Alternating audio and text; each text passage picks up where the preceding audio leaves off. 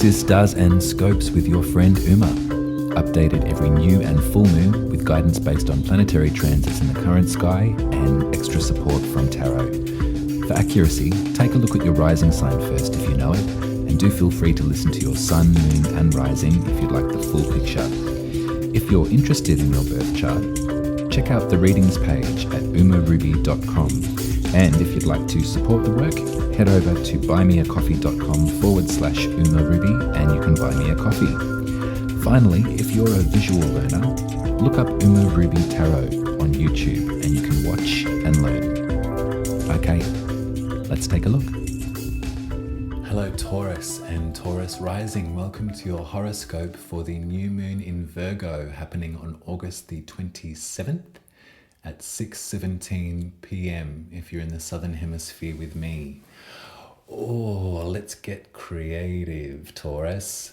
Let's get in touch with the person that you used to be when you were a tiny child and remember who they were, and then reflect that onto the image that you are now and celebrate that and express that in whatever way that you feel that you can.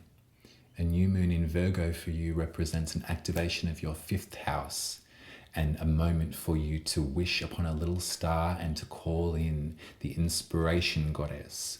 I want you to start thinking about your art making. I want you to start thinking about the ways in which you express yourself and create beauty in this world and create pride, the way that you express yourself in a lot of ways, the way that you connect with folks in a romantic, sexual way, the way that you connect with other folks in a playful, exuberant fashion.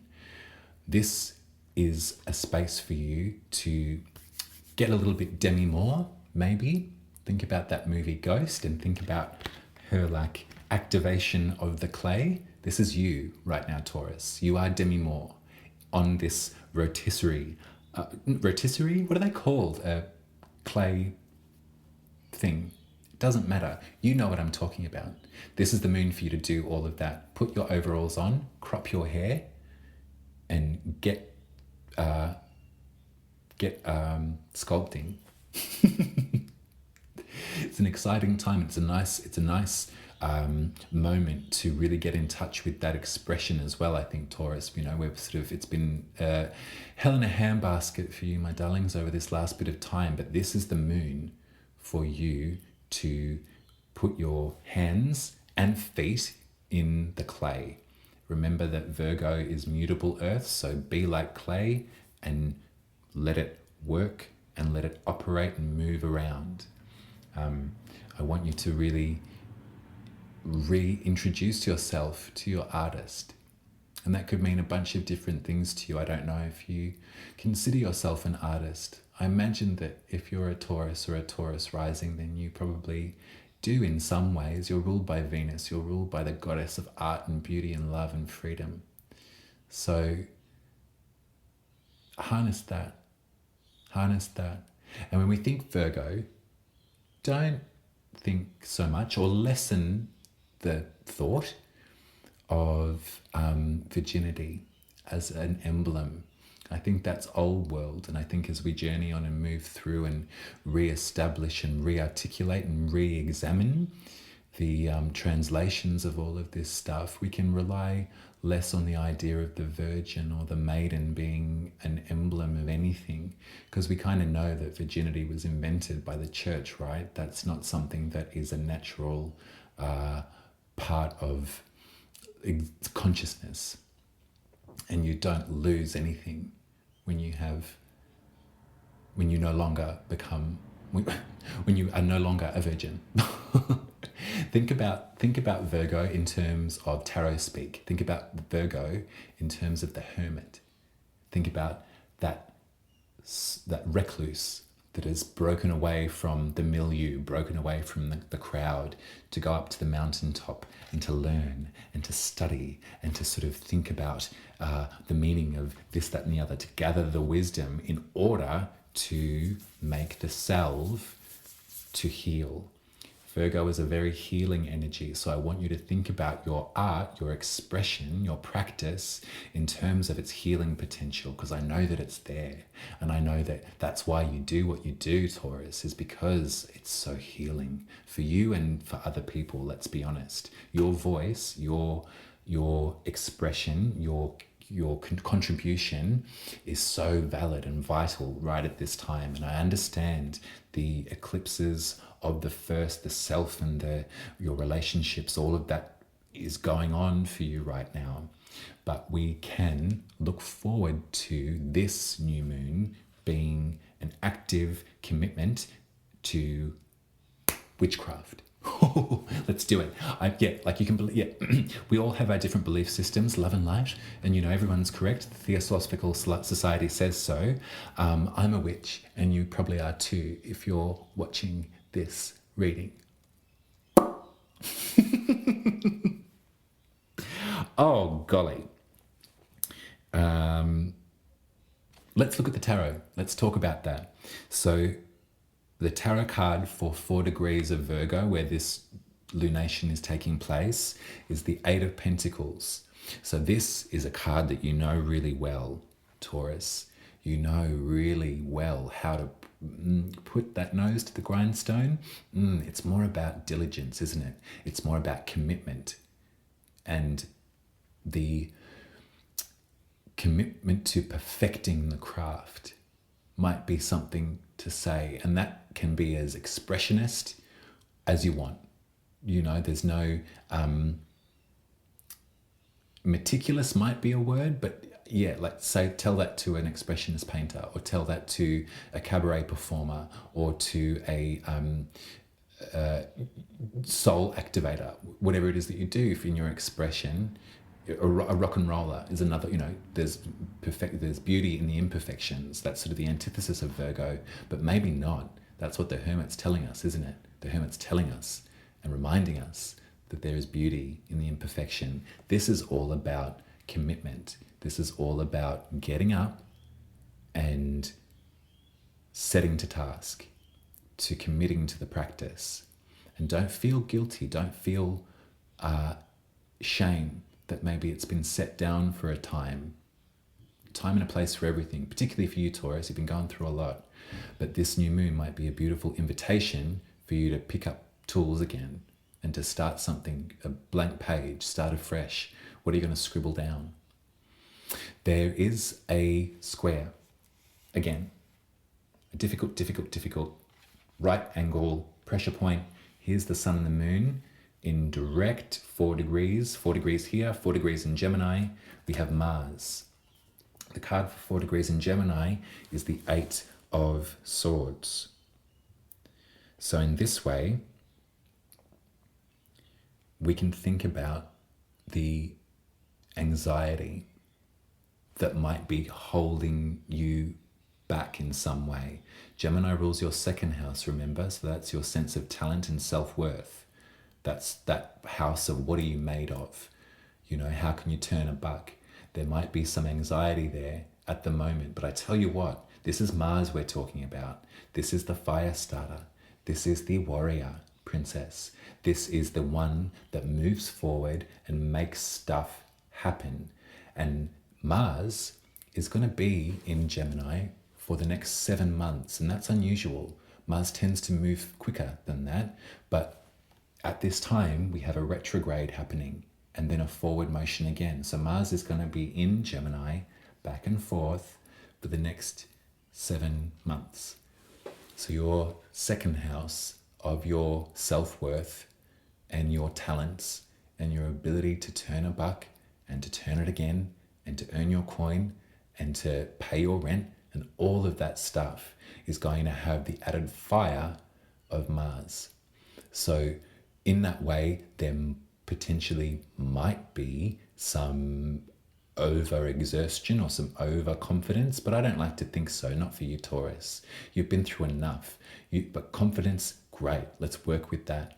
And let's use this emblem as maybe the starting point of that breaking free of that anxiety around what it is that you are worth. Because you can see here, it looks like a cage of swords, they could walk forward. They're standing on their own 2 feet and there's blades all around them. So their bondage, their blindfold, that could be cut off real quick. And maybe that's going to happen for you, Taurus. I like to think that it will, with this commitment to your expression.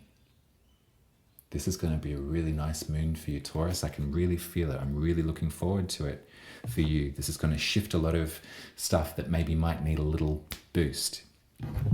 Let's get some intuitive tarot on the table or in the lap. All right, Spirit, I need 3 cards to send Taurus off on their Virgo new moon wishes. What can you tell me for Taurus? We got the moon. Which way are you going to go, Taurus? Are you a puppy dog or are you a wolf? And what is emerging? What's coming up from that lake? What is the moon urging you to do and telling you and reminding you and supporting you in?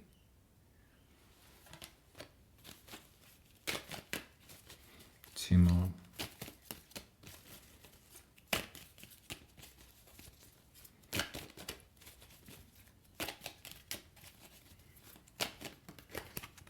Oh, okay, all right. Got 2 right there. You've got the Emperor and the 7 of Wands. So what I see here, what I see here is an activation back to your essence. I want you to look at this moon card and I want you to remember what the moon represents to us human beings and how it can move our emotions and move our water bodies physically, shift and play with them, not in a manipulative sort of way. You know, we look to the moon for guidance, don't we? But there's options here. There's the domestication, the safe path, and there's also the wild child. So which version is coming out to play, and what can this little creature here remind us of, or what is emerging from you? I think that the Emperor here is really interesting because the Emperor is Aries energy. So the Emperor, you know, perhaps we're sort of coming back to that, the Mars vibe in Gemini, you know, that sort of, that confidence in your talents and your self-worth. I think that this 7 of Wands here is maybe highlighting some of that defensiveness that might be essential right now. And sometimes the Emperor can represent to us a system of oppression. So maybe there is something about this Emperor that needs to be told to back off. If you're feeling that you're in a position of being silenced or being limited in some way, then this is telling us that you can really go with your juicy Virgo new moon energy and express it, start to get some of that out. The defensiveness of the 7 of Wands I would take as kind of like a protection, I think, in this reading. And if this vibe is in you as well, maybe there's this sort of inner Emperor that you need to wrestle and hogtie and embody.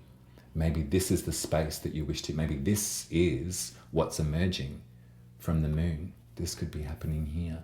And this defensiveness, I wouldn't consider it. I don't want you to be in a state of threat or worry or anything like that. This is fire defense. This is passion. So whatever's coming out for you in this 5th house manifestation, know that that is passion and that is expression and that is what we want to happen at this new moon and every moon, but especially this one. This is a lot of fire energy. I really feel the burn from this reading here, Taurus, and I think it's good. I think that we can probably, in some ways, maybe work with the energy of Mars in the 2nd, rather, for you. Mars in the second, Mars in terms of your talent and your self-confidence. Let that be the ignition. Let this new moon be the ignition for the next 7 months for you. And what's the relationship between your creativity and your ability to turn a buck? Examine that and manifest that, call that in. All right, Taurus. That's your reading. It was a really good one. I love you very much. Sand's all gone. You can head to umaruby.com if you would like your birth chart read. If you would like to learn more about the tarot or about astrology, send me a message. I'm going to start gleaning some interest as far as what folks might like to learn about. So please always feel free to drop me a line over on my website. I'd be happy to answer any questions and to aid and continue this journey with you. I'll speak to you in 2 weeks, Taurus, for the full moon in Pisces, which is beautiful, watery, unconscious, psychic energy. We'll get to express all that we need to express then. But until then, I love you and I'll speak to you soon. You take care.